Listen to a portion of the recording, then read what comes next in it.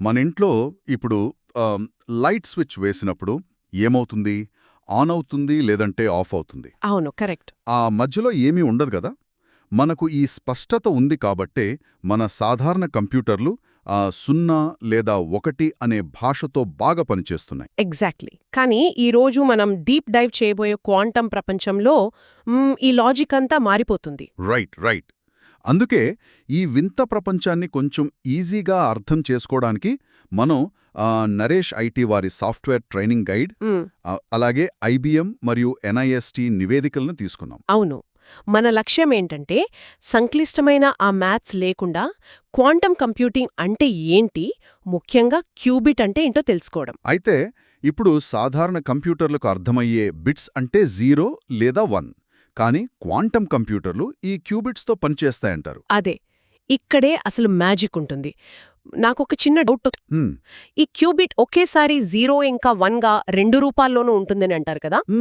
చాలా మంది వినే ఉంటారు. అంటే ఇప్పుడు ఒక నాణాన్ని గాల్లోకి ఎగరేసినప్పుడు అది కింద పడే వరకు అది బొమ్మ కాదు, బుర్సు కాదు, ఆ రెండూ అయ్యుండొచ్చు అంటారు. ఇది నిజమేనా? ఇది చాలా మందికి వచ్చే కామన్ డౌట్. కానీ అది పూర్తిగా నిజం కాదు. క్యూబిట్ ఒకేసారి 2 అయ్యుండదు. దానిని మనం ఆ సూపర్ పొజిషన్ అంటాం. ఓహో, సూపర్ పొజిషన్, రైట్. అవును. అంటే ఆ గాల్లో తిరుగుతున్న నాణ్యం ఆ 0 లేదా 1 అయ్యే ఒక సంభావ్యతను, అంటే ఛాన్స్ను మాత్రమే కలిగి ఉంటుంది. అంటే ఆ రిజల్ట్ ఇవ్వడానికి రెడీగా ఉన్న ఒక ప్రాబబిలిటీ అన్నమాట.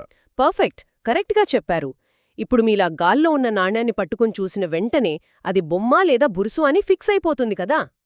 అవును, వెంటనే తెలిసిపోతుంది. క్యూబిట్ కూడా అంతే అనమాట.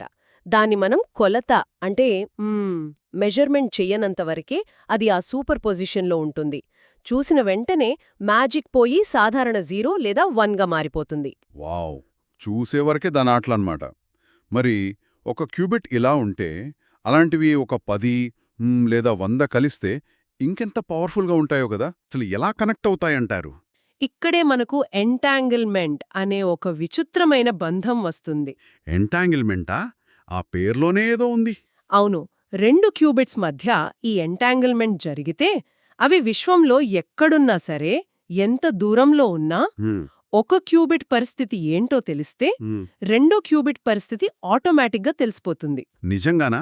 ఇది వినడానికి ఏదో సైన్స్ ఫిక్షన్ మూవీలా ఉంది. అవును, కానీ ఇది రియాలిటీ.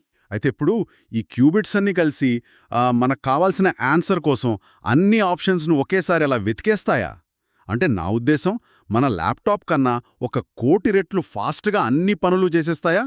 లేదు, అది ఒక పెద్ద అపోహ. క్వాంటం కంప్యూటర్లు అన్నింటినీ ఒకేసారి చదివేయవు. అవునా? నేను అలాగే అనుకున్నాను.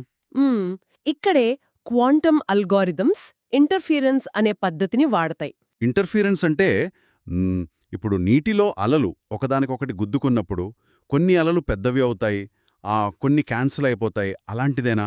ఎగ్జాక్ట్లీ అదే లాజిక్. క్వాంటం కంప్యూటర్ మనకు అవసరం లేని తప్పు సమాధానాల ప్రాబబిలిటీని క్యాన్సిల్ చేసేసి సరైన సమాధానం వచ్చే ఛాన్స్ను మాత్రమే ఆ అలల్లాగా పెద్దది చేస్తుంది. ఓహో, అంటే సరైన సమాధానాన్ని అలా ఫిల్టర్ చేసిస్తుందన్నమాట. అవును, కరెక్ట్. మరి ఈ టెక్నాలజీ ఇంత అద్భుతంగా ఉంటే నేను నా పాత ల్యాప్టాప్ని పక్కన పడేసి వెంటనే ఒక క్వాంటం కంప్యూటర్ కొనేసుకోవచ్చా? వీడియో ఎడిటింగ్ ఇంకా ఫాస్ట్గా అయిపోతుంది కదా. అది ఇప్పట్లో కుదరదు. మీ ల్యాప్టాప్ని ఇప్పుడే పక్కన పెట్టలేరు. అదేనండి, ఎందుకు? ఎందుకంటే ఈ క్యూబిట్స్ చాలా చాలా సున్నితమైనవి. బయట వాతావరణంలో కొద్దిగా ఉష్ణోగ్రత పెరిగినా లేదా ఒక చిన్న శబ్దం వచ్చినా వాటికి చాలా డిస్టర్బెన్స్ వస్తుంది. దీన్నే మనం డీకోహిరెన్స్ అంటాం. అచ్చా, డీకోహరెన్స్. ఆ సూపర్ పొజిషన్ లక్షణాలను పూర్తిగా కోల్పోయి సాధారణ బిట్స్లాగా మారిపోయి ఎర్రర్స్ ఇచ్చేస్తాయి. ఓ, అందుకేనా వాటిని ఆ ల్యాబ్స్లో చాలా చల్లటి ఉష్ణోగ్రతల్లో పెద్ద పెద్ద మిషన్ల లోపల ఉంచుతారని నేను చదివాను. అవును, అబ్సల్యూట్ 0 టెంపరేచర్ దగ్గర ఉంచాలి. ఇవి మన రోజువారీ పనుల కోసం కాదు, కొత్త మందులు కనిపెట్టడం లేదా మెటీరియల్ సైన్స్, ముఖ్యంగా క్రిప్టోగ్రఫీ లాంటి సంక్లిష్టమైన సమస్యలకే వాడతారు. రైట్. మరి ఎవరైనా స్టూడెంట్స్ గాని లేక టెక్నాలజీ మీద ఆసక్తి ఉన్నవాళ్ళు ఈ బేసిక్స్ నేర్చుకోవాలంటే ఎలా? ఏకంగా వెళ్ళి క్వాంటం ఫిజిక్స్ PhD చేయాలా? లేదు, అంత అవసరం లేదు. మనం చదివిన నరేష్ ఐటీ వారి సాఫ్ట్వేర్ ట్రైనింగ్ గైడ్లో దీని గురించి చాలా ప్రాక్టికల్గా చెప్పారు. అవునా? ఏం చెప్పారు అందులో? అంటే ముందుగా మనం పైథాన్ లాంటి ప్రోగ్రామింగ్ బేసిక్స్తో మొదలుపెట్టాలి. ఆ బేస్ గట్టిగా ఉంటే మంచిది. ఓకే. పైథాన్ అయితే చాలా మందికి ఐడియా ఉంటుంది కదా. అవును. ఆ తర్వాత కొంచెం లీనియర్ ఆల్జిబ్రా, లాజిక్ గేట్స్ పైన పట్టు సాధించాక ఐబీఎం వాళ్ళ కిస్కిట్ లాంటి ఓపెన్ సోర్స్ ప్లాట్ఫామ్స్ ఉంటాయి. కిస్కిట్ ఆ పేరు బావుంది. అవును. ఆ కిస్కిట్ ద్వారా మనం క్వాంటం ప్రోగ్రామింగ్ చాలా సులభంగా ప్రాక్టీస్ చేయొచ్చు. పెద్ద పెద్ద ల్యాబ్స్ అవసరం లేదు. వావ్! అంటే సరైన గైడెన్స్ ఉంటే ఈ భవిష్యత్ టెక్నాలజీని మనం కూడా నేర్చుకోవచ్చు. ఖచ్చితంగా నేర్చుకోవచ్చు. అయితే ఇందాక మీరు క్రిప్టోగ్రఫీ అన్నారు కదా. అవును. అక్కడి ఎన్ఐఎస్టీ నివేదికలు చదువుతున్నప్పుడు నాకొక భయంకరమైన థాట్ వచ్చింది. అవునా? ఏంటది? అదే ప్రస్తుతం మనం వాడుతున్న ఈ పబ్లిక్ కీ క్రిప్టోగ్రఫీ అంతా సాధారణ కంప్యూటర్లు ఛేదించడానికి లక్షల సంవత్సరాలు పట్టేంత కష్టమైన మ్యాథ్స్ మీద ఆధారపడింది కదా. అవును. మన డేటా అంతా ఆ నమ్మకంతోనే సేఫ్గా ఉంది. అవును, మన బ్యాంక్ డేటా, పాస్వర్డ్లు అన్నీ. కానీ క్వాంటం కంప్యూటర్లు ఈ సమస్యల్ని సెకండ్లలో సాల్వ్ చేస్తాయన్న రిపోర్ట్స్లో ఉంది కదా.